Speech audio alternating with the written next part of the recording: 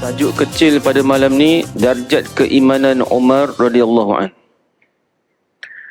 Diriwayatkan daripada Abdullah bin Hisham yang berkata, pada suatu ketika kami bersama Nabi SAW yang sedang memegang tangan Umar.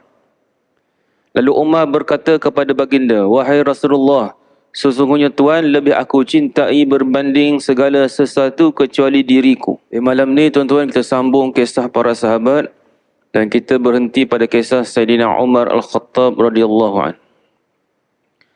Tajuk kecil pada malam ni, darjat keimanan Umar radhiyallahu an. Diriwayatkan daripada Abdullah bin Hisham yang berkata, pada suatu ketika kami bersama Nabi SAW yang sedang memegang tangan Umar.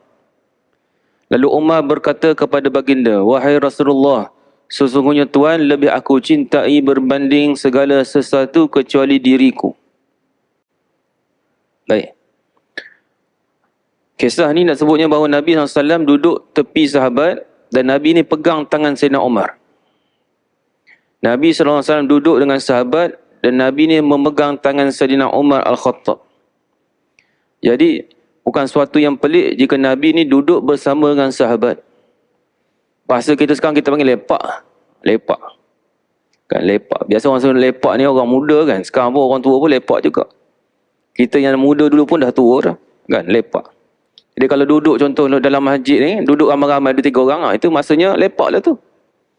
Cuma perkataan yang kita guna tu, kita lepak tu kita lara ke, kita menggunakan yang manfaat. Kalau bermanfaat, kita bincang benda-benda yang bagus.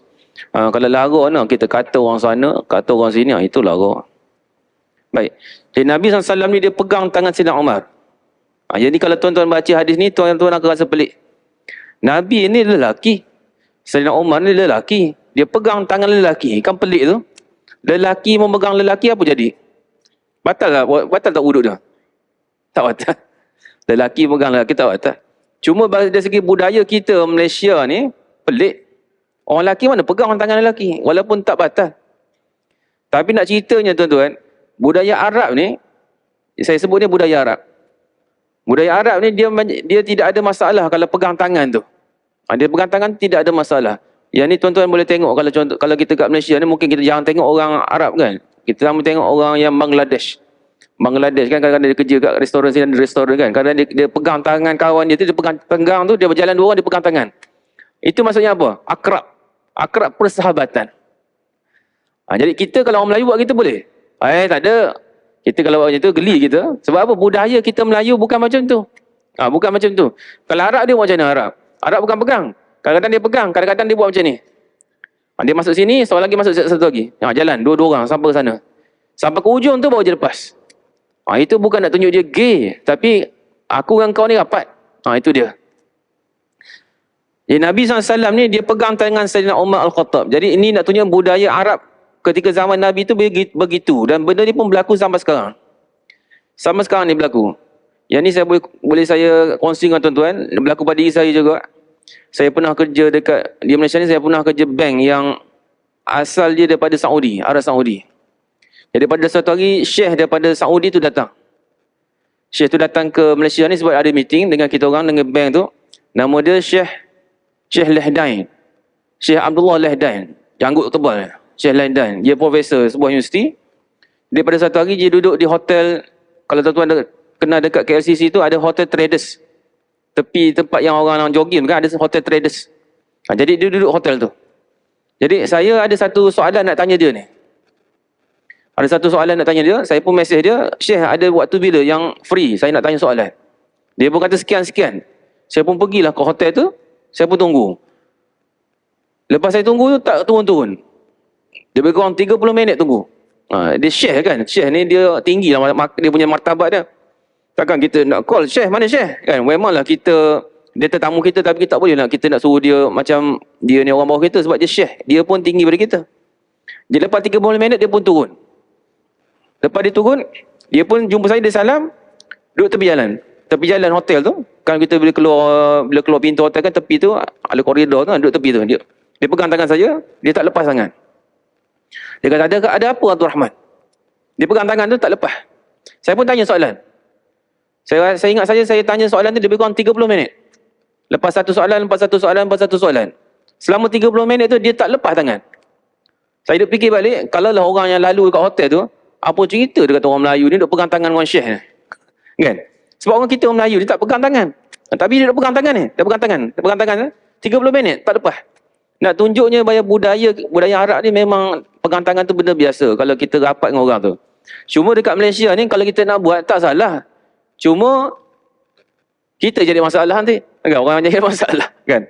Terutama kalau sekarang ni, kalau sekolah kan, banyak tembuk isu-isu tu, ibu cikgu pegang tangan murid, jadi isu lah. Apa cerita nanti keluar dalam WhatsApp. Guru memegang tangan anak murid. Walaupun kita kata, saya baca hadis Nabi SAW. Itu budaya Arab. Jadi kadang-kadang, apabila kita baca dalam hadis Nabi SAW ni tuan-tuan, jangan kita ambil sebulat-sebulat, kita pun praktik kat Malaysia. Kita kena tengok budaya dia. Budaya Malaysia macam mana, budaya Arab macam mana. Jadi Nabi SAW ni dia memegang tangan Sayyidina Umar Al-Khattab menunjukkan Sayyidina Umar, Nabi ni dengan Sayyidina Umar ni akrab. Sebab tu satu lagi kalau tuan-tuan biasa pergi umrah, tuan-tuan pergi umrah, yang ni saya ingat masa saya pergi umrah dulu ni, masa saya di Mesir tu, lepas tu saya pergi buat haji 2002 saya rasa, 2002. Jadi saya semayang saya subuh dekat Masjid Haram tingkat atas. Tingkat 3. Sekarang tu tingkat 3 dah tak ada tingkat 3 dah, di atas lagi kan. Tingkat 3 tu yang paling tinggi lah. Jadi lepas main subuh tu Arab buat apa Arab lepas main subuh dia pun lepak ah. Dia pun baring kan. Dia baring. Dia baring apa? Sambil zikir. Kita kalau baring tidur tu dia baring sambil zikir. Ni hebat Arab ni. Dia zikir, dia baring macam mana? Dia baring, kepala dia letak atas riba kawan dia. Kalau kita tengok Arab ni pelik lah dia ni. Tapi itu apa? Itu budaya Arab.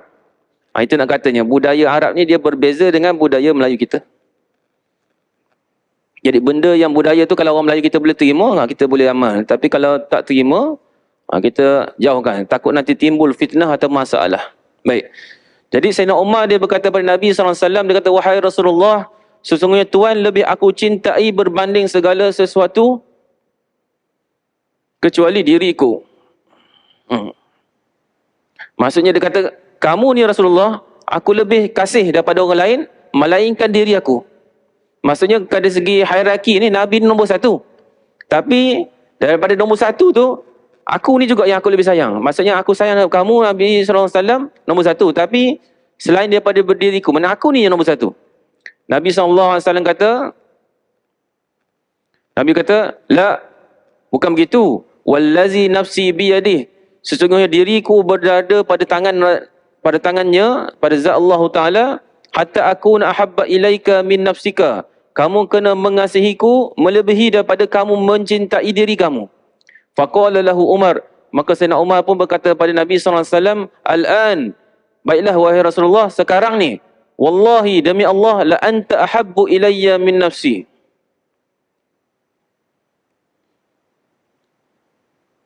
Demi Allah, sesungguhnya kamu ni, wahai Nabi, lebih aku cintai daripada diri aku, min nafsi, daripada diri aku. Faqala Nabi, maka Nabi SAW kata, Al-an ya Umar. Sekarang betul-betul lah kamu ni, wahai Umar, kamu mengasihi diri Nabi kamu. Jadi kesimpulan kita lihat daripada hadis ni tuan-tuan, mengasihi Nabi SAW ni dia wajib. Kalau kita tengok dalam ayat Quran ada yang menyebut tentang wajib kita mencintai Nabi SAW. Jadi mencintai ni dia bukan hanya kita kata kita buat program cinta Nabi kan. Kadang-kadang sekarang ni banyak program cinta Nabi, selawat dan sebagainya. Selawat USJ ke, selawat Putra Hai ke, masing-masing nak buat program selawat-selawat. Tapi yang pentingnya, kalau kita kasih kepada Nabi SAW ni, kita menuruti segala perintah Nabi SAW. Itu yang sebenarnya. Kalau kita tak buat program pun, tapi kita amalkan sunnah Nabi tu, kita amal perintah Nabi, itu dah memang mengasihi Nabi SAW. Tapi kalau kita kata kita kasih Nabi, tapi kata hanya kasih di mulut, tapi amal ni kita tak buat, itu sebenarnya menipu Nabi SAW. Itu lagi teruk. Jadi berdasarkan pada ni, kita kena letak mengasihi Nabi SAW nombor 1 berbanding dengan diri kita. Sebab kita ni memang kita kasih diri kita ni. Memang kita kasih diri kita. Tapi kalau yang paling hebat makam dia, kita letak Nabi SAW tu nombor 1. Itu yang makamnya orang soleh. Yang ni berlaku pada Sayyidina Umar Al-Khattab radhiyallahu anhu. Baik. Sayyidina Umar Al-Khattab dia pernah berkata, man qalla haya'uhu qalla wara'uhu. Sesiapa yang sedikit perasaan malunya, qalla wara'uhu, maka sedikitlah warak dia. Warak ni, wa man qalla wara'uhu mata qalbuh. Sesiapa yang sedikit kewarakan dia, mati hatinya. Sesiapa yang sedikit rasa malunya. Maksud kalau rasa malu dalam diri kita ni, dia warak ni, maksud warak apa? Warak ni kalau ikut bahasa Melayu, warak ni apa kalau warak? Warak ni kalau orang Melayu, warak ni jalan tunduk. Kalau jalan tunduk, pegang tasbih, warak je ni, kan? Kalau selalu pergi masjid, warak je ni, warak. Kan? Kalau janggut tebal sikit, warak. Warak ni sebenarnya tuan-tuan, warak ni maksudnya sebenarnya adalah menjauhi benda yang haram. Menjauhi benda yang haram dan meninggal benda syubhah, itu warak. Jadi kalau orang tu dia sedikit perasaan malunya, dia akan sedikit waraknya. Kalau dia sedikit malunya, maksudnya kalau dia buat satu benda ni, dia tak rasa malu. Jadi dia akan, warak tu nak meninggalkan benda haram tu, dia semakin sedikit dia akan buat. Sebab Allah Ta'ala ni tuan-tuan, dia letak dalam diri kita perasaan malu secara fitrah. Secara fitrah. Secara fitrah. Manusia ni kalau dilatih dengan begitu baik didikannya, dia akan rasa malu nak keluar kalau tidak berpakaian. Macam kita. Kalau kita nak keluar rumah, kita akan pakaian lengkap. Sebab apa? Kita rasa malu. Buat perasaan warak dalam diri kita. Contoh paling mudah. Kalau orang yang dia tak, yang berpakaian tidak sempurna, contoh wanita lah paling mudah. Wanita paling mudah kan. Kalau dia pakai contoh pakaian dia agak seksi, dari segi kain ke dan sebagainya, terbelah ke sikit ke. Tapi contoh tiba-tiba angin tiup. Bila angin tiup, cepat-cepat dia tutup. Sebab apa? Dia rasa malu. Itu nak katanya dia bukan kata wahai jiwaku kamu kena malu, tak. Jiwa perasaan malu dia memang automatik dalam diri dia. Tapi kalaulah dalam diri dia tak dilatih dengan perasaan malu, itu dia tak ada rasa apa-apa pun. Lepas tu dia boleh keluar tanpa pakaian yang sempurna. Sebab apa? Tidak ada rasa malu. Jadi benarlah kata Sayyidina Umar Al-Khattab ni, jika dia berasa malu, dia akan sedikit dia punya rasa warak dia. Sebab itu tuan-tuan, yang penting kalau kita tengok perkataan Sayyidina Umar Al-Khattab ni, pentingnya kita didik anak-anak kita yang kecil tu, terutamanya orang perempuan ni, untuk sejak kecil dia memakai tudung. Pakai tudung. Sebab kalau kita lihat, kebiasaan kalau anak-anak kita ni, terutama yang perempuan lah. Perempuan ni memang Allah jadikan dia ni cantik. Memang comel, kita kata comel. Kalau lelaki kita kata comel kan, kita kata handsome, comel. Budak perempuan ni memang comel lah, dengan rambut dia, dengan cantik dia. Jadi kadang-kadang kita suka tengok dia punya rambut dia tu. Jadi suka tengok. Jadi kadang kita buat dia macam anak patung. Jadi kadang-kadang bila kita suruh dia pakai tudung, tak nampak dia punya rambut dia.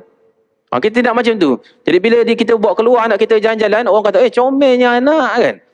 Lepas tu, mak dia mesti rasa bangga. Sebab bila anak comel, mak pun comel lah. Ayah pun bangga juga. Sebab mesti ayah pun ada kaitan juga kan.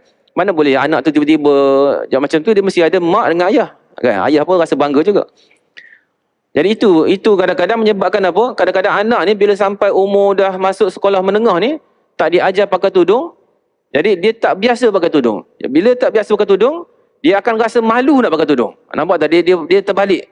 Bila dah biasa pakai tudung, dia akan malu tak pakai tudung. Tapi kalau tak biasa pakai tudung, dia akan rasa malu nak pakai tudung. Ini yang berlaku ni tuan-tuan. Kalau contoh orang yang kerja di korporat contoh. Kalau tuan-tuan tengok kerja korporat ni, kalau yang kita kata yang orang dah agak-agak lama ni, sebab dia sejak kecil dia tak diajar. Bila tak diajar pakai tudung, jadi dia rasa malu nak pakai tudung. Tapi kalau orang tu daripada awal memang pakai tudung, dia akan pakai. Sebab tu tuan-tuan, kalau tengok budak-budak contoh sekolah yang kalau tadika ni, tadika Islam, kalau budak anak-anak kita tadika Islam ni, kalau dia ajar betul-betul dia pakai tudung ni, dia nak keluar rumah sikit-sikit pun, dia akan cari tudungnya nak pakai. Walaupun mak dia ni memang tak pakai tudung. Tapi dia ni dia pakai. Sebab apa? Dia rasa malu. Jadi kadang-kadang mak dia tu rasa malu dengan anak dia. Itu didikan tadika Islam ni. Itu yang penting. Wa man qalla wara'uhu mata qalbuhu. Sesiapa yang warak dia sedikit, hati dia telah mati. Maksudnya kalau dia tak rasa malu apa pun, rasa perasaan malu pun, nak buat benda yang maksiat pun dia tak rasa malu, nak meninggalkan suruhan Allah pun dia tak rasa malu, maka semakin sikitlah warak dia tu. Jadi bila sikit warak tu, hati dia dah mati. Dia tak rasa apa-apa lah. Sebab tu dah tuan-tuan tengok, bagaimana ramainya manusia kita ni, dia boleh buat benda-benda yang Allah larang. Contoh apa? Tak solat. Kan solat ni wajib. Semua orang tahu solat ni wajib. Tapi ada yang tak solat. Solat Jumaat. Solat Jumaat ni, ramai yang tak solat Jumaat. Kita kata ramai orang solat. Kalau tengok Masjid Al-Falah, kalau main Jumaat kan, penuh ni. Sebab kita berada di masjid ni. Kalau kita berada di Kuala Lumpur, tuan-tuan boleh tahu. Yang ni saya tahu ni kebetulan. Masa tu, daripada saya kerja tempat band saya tu, saya nak semayang, saya duduk pejabat saya tu dekat Jalan Sultan Ismail. Daripada Sultan Ismail nak pergi ke Masjid Bukhari. Jadi kawan-kawan kata kita nak pergi Masjid Bukhari, kita naik monorail. Monorail tu yang tak ada tayar tu, kan. Jadi naik monorail. Jadi bila naik monorail, bila nak naik monorail tu, kebetulan ada kawan-kawan satu beg. Dia pun naik sekali. Laki lah. Laki dengan kawan-kawan perempuan dia. Perempuan biasalah hari Jumaat ni dia suka shopping juga, kan. Masa tu bagi dia itulah waktu yang peluang keemasan bagi dia untuk shopping. Tak apa, sebab dia wanita tak wajib solat Jumaat. Jadi apabila naik monorail tu, monorail ni dia akan melalui apa? Times Square. Kalau tuan-tuan biasa KL ni, dia akan berhenti di Times Square, dia punya pit stop dia tu. Dia punya stesen Times Square berhenti. Bila berhenti situ, kawan saja yang band ni dia pun turun sekali dengan kawan-kawan perempuan dia. Kita tak keluar sebab kita nak pergi Masjid Bukhari depan tu. Dia pun keluar. Habis cerita. Jadi lepas tu saya pun teruskan perjalanan pergi ke Masjid Bukhari. Habis. Lepas pada solat Jumaat tu, naik monorail balik. Bila naik monorail tu, nak jadi ceritanya, kawan saya yang tadi naik yang sama. Naik yang sama. Jadi dia sembahyang Jumaat kat mana? Kat Times Square kot. Mungkin kat Times Square, wallahualam kan. Tapi tu nak katanya kadang-kadang ni yang berlaku di dunia korporat ni tuan-tuan. Apabila kita tidak ada rasa malu, kita tak rasa apa-apa pun. Kita tak rasa apa-apa. Kadang-kadang kalau kita tak rasa malu, kita nak pergi musafir ataupun kadang-kadang kalau kita musafir, kalau kita tak solat Jumaat, tak apa kalau setengah-setengah pandangan. Tapi kalau kita tengok orang tengok kan, kita rasa malu. Jadi kita solat Jumaat juga. Contoh macam musafir. Macam musafir kalau orang umrah kan, kalau kita naik ke terbang, kalau kita tak puasa tak apa. Tapi kalau lah contoh kita nak pergi umrah, kebetulan pada bulan Ramadan. Pada masa tu kalau hukum, tak apa, tak puasa. Tak apa sebab kita musafir. Tapi kita nak makan ke tak? Malu. Sebab apa? Sebab selama ni kita tak apa? Kita tak membatalkan puasa. Memang kita sentiasa berpuasa. Jadi kita rasa malu. Tapi berbeza dengan orang yang memang tak puasa. Memang tak puasa, dia tak rasa malu apa-apa. Sebab itulah kadang-kadang masa bulan Ramadan ni, kalau kita berjumpa dengan kawan-kawan kita ni, kawan kita kan ramai. Kadang-kadang bila kita berjumpa dengan kawan kita, bila bercakap ni kadang-kadang ada bau. Bau Dunhill. Bau Dunhill. Bau apa lagi? Dunhill yang saya tahu ya. Bau Dunhill. Dia ada bau lah. Dia boleh cari tempat-tempat untuk berhasap ni. Kan? Itu nak kata sebab dia tidak ada perasaan malu dia. Jadi perasaan malu ni penting tuan-tuan. Apabila dalam kehidupan kita ni seolah-olah ada CCTV yang memerhati kita. Bila perasaan malu tu hilanglah segalanya, seolah-olah hati kita tu mati. Baik. Darjat agama Sayyidina Umar Al-Khattab radhiyallahu anhu. Daripada Abu Sa'id Al-Khudri berkata, aku mendengar Rasulullah sallallahu alaihi wasallam nak cerita tentang ketinggian agama Sayyidina Umar Al-Khattab. Abu Sa'id Al-Khudri, sahabat Nabi SAW, dia kata, bainama ana naimun, ketika aku sedang tidur, Nabi SAW kata, bainama ana naimun, ketika aku sedang tidur. Jadi nak cerita Nabi SAW ni dia bermimpi. Nabi SAW ni dia mimpi dia bukan mimpi permainan tidur. Kita kalau mimpi permainan tidur, kan? Kita kalau ada mimpi kadang-kadang, kalau dia tidur, boom, kena. Tiba-tiba orang rumah kita tertendang kita ke apa, anak kita kadang tidur tepi kita kan, kadang dia tendang kita, anak kita, kadang mungkin dia mimpi Ultraman ke apa kan. Budak-budak kan tengok Ultraman kat TV, cerita tu Ultraman ada tendang-tendang. Jadi bila dia tidur, sampai terbawa-bawa, dalam tidur pun dia tendang kita. Rupanya dia bukan nak tendang kita, dia mimpi. Itu permainan tidur. Tapi Nabi SAW dia kalau mimpi dia bukan permainan tidur, ada benda nak disampaikan oleh Allah Ta'ala.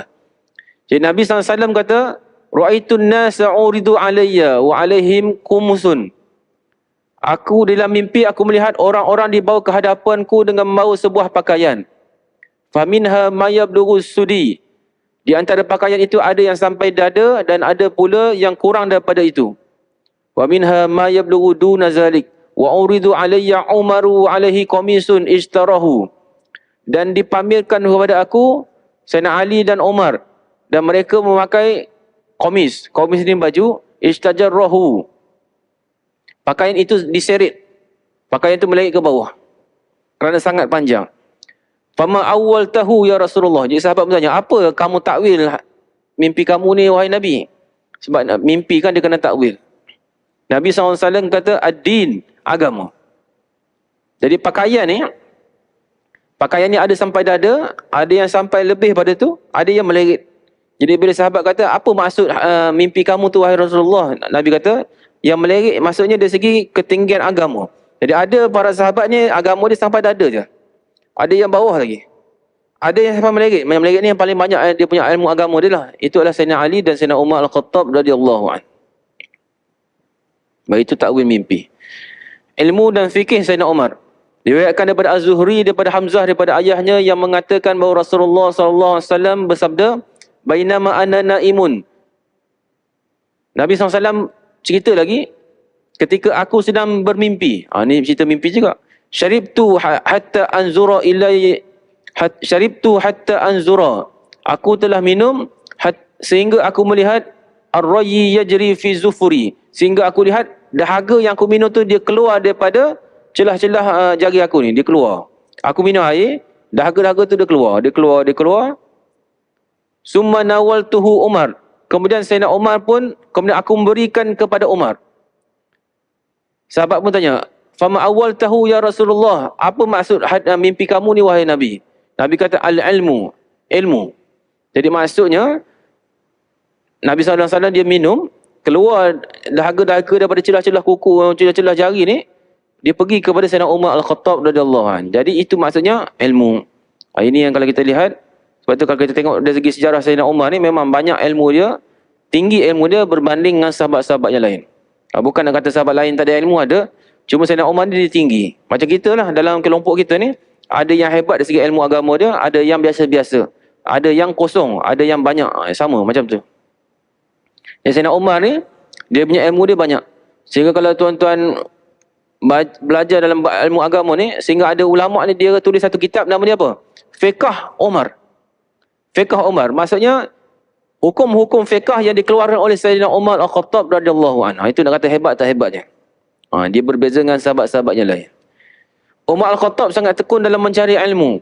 Bahkan dia termasuk orang-orang yang paling semangat dalam hal ini. Umar berkata, aku dan seorang tetangga daripada Ansar tinggal di perkampungan Bani Umayyah bin Zaid di tepi Madinah. Kami bergiliran datang kepada Nabi untuk belajar. Suatu hari dia datang dan suatu hari aku yang datang.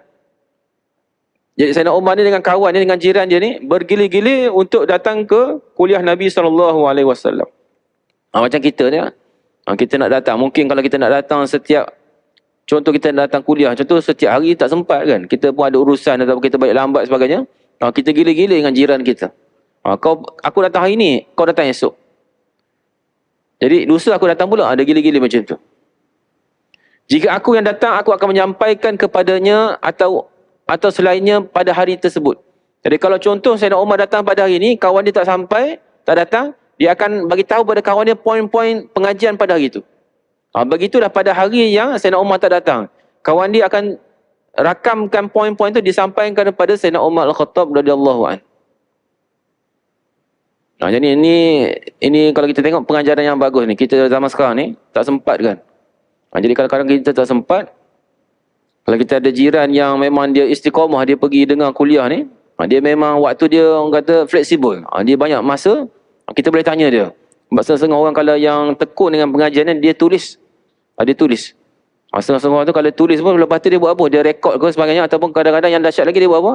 Dia tulis kat Facebook ke, dia rakam. Jadi daripada tu kita ambil dia punya poin-poin tu. Kita ambil dia poin-poin, itu yang boleh buat. Yang saya ingat ada biasa ni kebiasaan yang berlaku di Arab Saudi. Arab Saudi ni antara yang kita boleh ambil. Syekh-syekh sana ni dia banyak mengajar kan. Bila dia mengajar dia rakam, dia rekod. Jadi bila dia rekod, anak-anak murid dia buat apa? Dia ambil rekod tok guru dia ambil, dia transkripkan. Dia transkripkan ayat-ayat tok guru tu jadi buku. Jadi bila kita baca buku tu sebenarnya bukan tok guru tu tulis. sebenarnya itu adalah ucapan yang daripada kuliah yang dia lakukan. Ini yang berlaku ni. Ini yang bagus zaman sekarang ni. Sebab dengan guna teknologi ni, kalau dulu kita kena dengar kaset tu, kita dengar kaset, kita pun tulis. Tapi kalau ikut teknologi ni, kita letak tu, kita boleh pancarkan dengan teknologi tu, dia boleh keluarkan kenyataan tu berdasarkan poin-poin yang diucapkan dalam kuliah tu. Itu teknologi zaman sekarang. Sebab saya pernah dulu, kalau untuk pengetahuan tuan-tuan, masa kalau tuan-tuan pernah baca tak tafsir Tuan Guru Ni Abdul Aziz Nikmat. Tuan Guru Ni Abdul Aziz Nikmat ni zaman dulu tu, bukan yang baru ni, yang dulu punya. Dulu ada yang jilid tebal. Jilid tebal tu, itu saya ada dengan tim, masa tu saya belajar di Mahat Muhammadi ni. Jadi ada orang offer untuk kerja transkripkan kuliah Tok Guru Ni Abdul Aziz Nikmat ni. Jadi masa tu zaman kaset. Jadi cara dia apa? Kita letak kaset tu, kita dengar. Tekan tu, dia bercakap kita pun tulis. Lepas kalau kita tak dapat nak tangkap apa dia cakap tu, kita kena ulang, rewind, lepas tu play. Itu cara dia nak sampai habiskan satu kaset. Itu zaman dulu lah, teknologi dulu kena buat macam tu. Tapi zaman sekarang tak perlu macam tu. Dia hanya kita masuk dalam teknologi tu, dia boleh transkrip terus daripada ucapan, daripada audio tu terus menjadi ayat-ayat yang boleh kita edit dalam buku. Itu yang hebat zaman sekarang. Baik. Imam Az-Zahabi rahimahullah berkata, Abdullah bin Umar berkata, ni anak pada Sayyidina Umar berkata, dia kata, Umar Al-Khattab mengkaji surah Al-Baqarah selama 12 tahun. Ketika dia telah menguasainya, dia menyembelih unta. Sayyidina Umar ni, dia mengkaji surah Al-Baqarah ni 12 tahun. Lepas dia telah habis khatam kaji ayat itu, dia sembelih unta. Ini apa yang kita dapat peroleh ni. Maksudnya Sayyidina Umar ni, walaupun dia ni faqih, dia ni pakar segi agama, tapi tafsir Quran ni pun dia kaji betul-betul sampai 12 tahun. 12 tahun. Kan surah Al-Baqarah ni panjang. Tapi Sayyidina Umar ni, kalau kita baca surah Al-Baqarah tu dalam masa sehari boleh habis dah. Kalau kita baca cepat kan. Kalau kita baca cepat boleh habis. Kalau lambat-lambat 2 hari habis.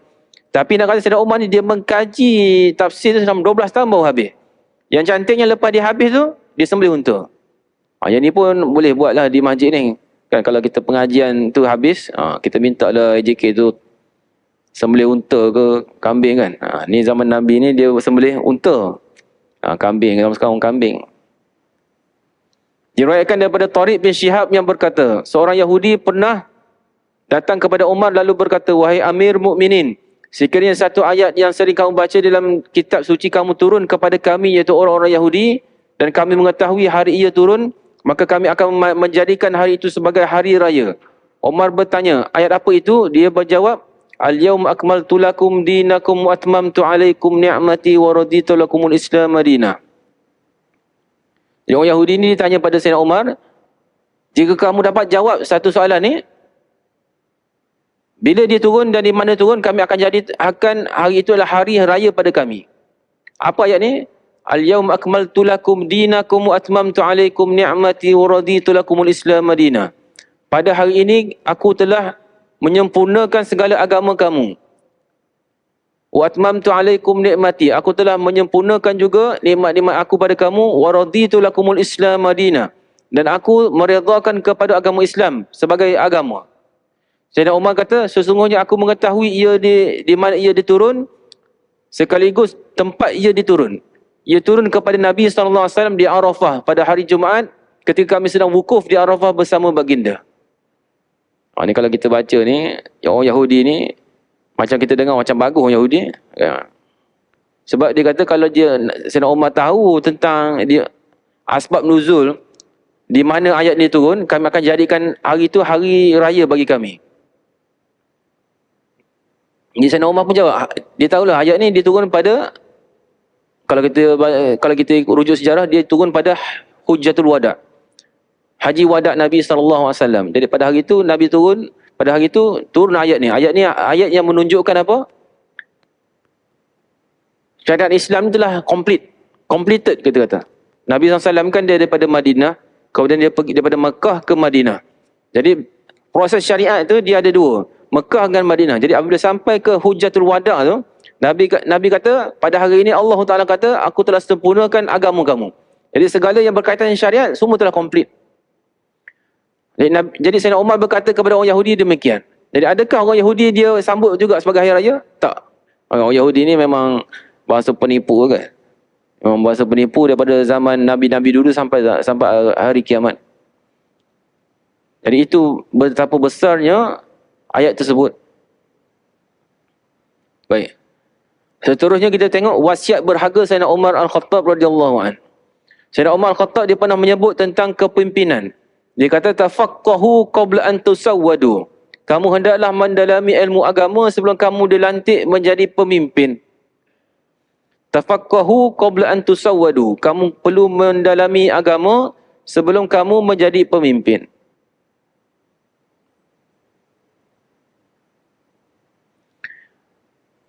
Ibn Hajar Al-Asqalani dia kata maksud Sayyidina Umar ialah kepimpinan kadang-kadang boleh menjadi penghalang untuk mendalami ilmu agama. Kerana kesombongan dan kedudukan dapat menghalang seorang pemimpin untuk duduk bersama pencari ilmu. Oleh itu Imam Malik berkata, aib lembaga keadilan bahawa jika seorang hakim sudah tidak lagi menjadi hakim, dia tidak mahu kembali di tempat di mana dia dulu pernah belajar. Jadi kata-kata Sayyidina Umar ni, maksudnya kalau orang tu nak jadi pemimpin, dia perlu belajar. Ini memang betul. Terutamanya ilmu yang berkaitan dengan agama, hukum hakam dan sebagainya. Sebab apabila dia berada di tempat level yang paling tinggi ni, pemimpin ni, ikutlah level apa pun. Ikutlah sistem mana yang guna. Kita kat dunia ni banyak sistem. Ada sistem raja, ada sistem apa? Ada sistem republik, ada sistem parlimen berperlembagaan, ada sistem kesultanan. Jadi semua sistem-sistem ni yang atas sekali dia nama dia pemimpin. Jadi pemimpin tu, kalau dia tidak ada cukup ilmu agama ni, dia kalau dia cakap A, orang bawah kena ikut. Kalau orang bawah lawan, kamu ni lawan aku, tak boleh kan. Jadi itu sepatutnya sebelum kita jadi pemimpin ni, kita kena kukuh ilmu agama tu. Jadi pemimpin ni kadang-kadang bila orang sebut pemimpin, kita duk faham apa? Pemimpin ketua tu, presiden, Perdana Menteri, agung dan sebagainya, sultan. Sebenarnya pemimpin ni tuan-tuan, apa jua yang bersifat kepimpinan tu adalah pemimpin. Contoh kita keluar ketua keluarga, itu pemimpin. Kita ketua keluarga, itu pemimpin. Jadi sebelum kita, contoh orang tu je nak berumah tangga, dia perlu mendalami ilmu agama.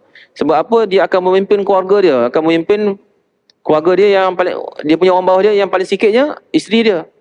Kalau dah dia tak ada ilmu, dia akan pimpin isteri dia sebagaimana yang adanya. Sebab tu kalau kita lihat dalam keluarga ni, kadang-kadang tengok suami ni dia tak peduli pun isteri dia pakai tudung ke tak pakai tudung ke, dia tak peduli. Sebab apa? Itu hak kamu. Nampak tak? Dia tak rasa itu satu tanggungjawab suami. Jadi sebab itulah benda-benda tu penting. Jadi kadang-kadang bila tengok contoh anak tak solat, jadi suami ni, bapa ni, dia tak peduli benda tu. Dia tak ambil peduli benda tu dan dia tak cakna. Kalau contoh kalau waktu cuti sekolah, kalau kita tengok bila cuti sekolah, tengok anak-anak ni bangun lambat, subuh pun entah ke mana.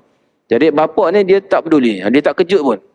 Sebab apa? Dia kata biarlah budak-budak ni cuti sekolah ni, masa ni lah diorang nak tidur. Kalau hari sekolah dia kena bangun awal kan, tunggu bas van sekolah sampai dan sebagainya. Jadi masa cuti sekolah ni lah kita biarkan mereka ni tidur. Sebab dia merasakan benda tu tak penting. Ini kalau kita tengok, sebab apa? Sebab dia kefahaman ilmu agama ni tak mencukupi. Jadi dia boleh merosakkan orang yang di bawah. Jadi kalau kita faham maksud Sayyidina Umar Al-Khattab ni betul. Bila sebelum kita nak memimpin satu tempat tu, apa jua tahap kepimpinan tu, dia perlu mempunyai kefahaman agama. Cuma yang satu lagi ulama sebut ni, kalau orang tu dia berada di tahap kepimpinan yang tinggi, kadang-kadang dia nak duduk di bawah ni, dia akan rasa malu. Sebab apa? Dia pemimpin. Tiba-tiba dia duduk bawah ustaz contohnya nak dengar. Sepatutnya dia duduk sini. Jadi kemungkinan dia tak akan pergi majlis ilmu. Itu kadang-kadang menyebabkan dia perlu belajar sebelum dia memimpin. Jadi boleh kita faham dua maksud di sini. Ada dua faham maksud di sini.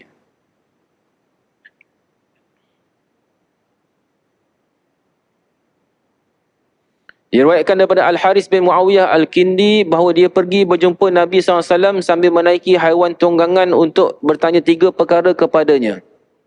Ketika Al-Haris berjumpa dengan Umar lalu bertanya kepadanya, apa yang buatkan kamu datang? Dia menjawab, untuk bertanya kepada kamu tentang 3 perkara. Al-Haris ni dia datang, dia bertemu dengan Sayyidina Umar. Nak tunjukkan Sayyidina Umar ni dia faqih. Kalau sebut faqih ni maksudnya orang yang faham, yang tahu, pakar tentang ilmu agama, hukum hakam. Itu nama dia faqih. Sayyidina Umar kata apa dia? Dia kata kadang-kadang aku dan isteriku berada di dalam sebuah bangunan yang sempit hingga waktu solat tiba. Jika aku solat, dia solat di sampingku. Dan jika dia solat di belakangku, dia keluar daripada bangunan tersebut.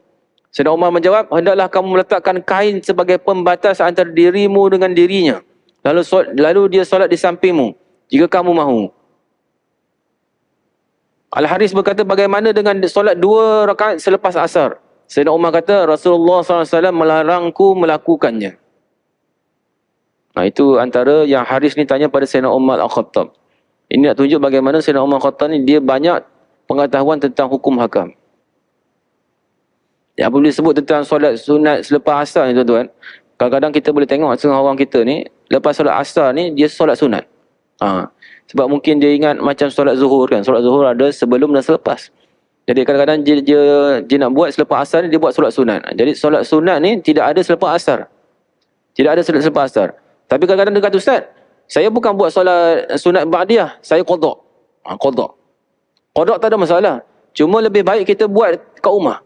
Sebab kalau kita buat kat masjid tempat yang public ni, orang tengok kita, dia rasa dia timbul fitnah. Sebab kita buat benda yang Nabi SAW tak buat. Nak buat kat rumah. Buat kalau kita nak qada, buat kat rumah. Kita buat tu benda tu, jangan kita buat satu benda yang menimbulkan fitnah dan merosakkan agama ni. Lagi orang kata apa dia tu? Solat. Contoh orang kata solat dia 2-3 ni, orang tak buat tapi tiba dia buat. Itu timbul fitnah kepada agama tu.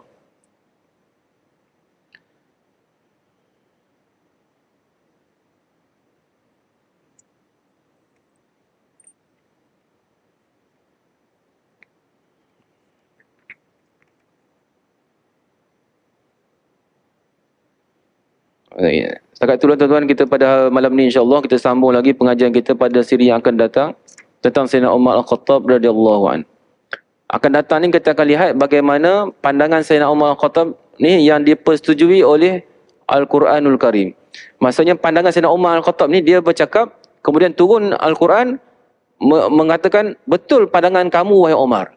Hebat tak hebat ni? Sayyidina Umar dia bagi pandangan, kalau turun Al-Quran, pandangan kamu Umar ni betul. Ini kita akan tengok dan siri yang akan datang nanti insya-Allah. Bismillahirrahmanirrahim. Wa bihi nasta'in. Allahumma zidna ilman nafi'a wa rizqan thayyiban wa amalan mutaqabbala. Allahumma inna nas'aluka ridhaka wal jannah wa na'udzubika min sakhatika wan nar. Allahumma rabban nas asbil ba's ishfina wa anta syafi la shifaa illa shifaa'u. Shifaa'an la yughadiru saqama wa la alama. Wa sallallahu alaihi Muhammad wa ala alihi wa sahbihi ajma'in walhamdulillahi rabbil alamin.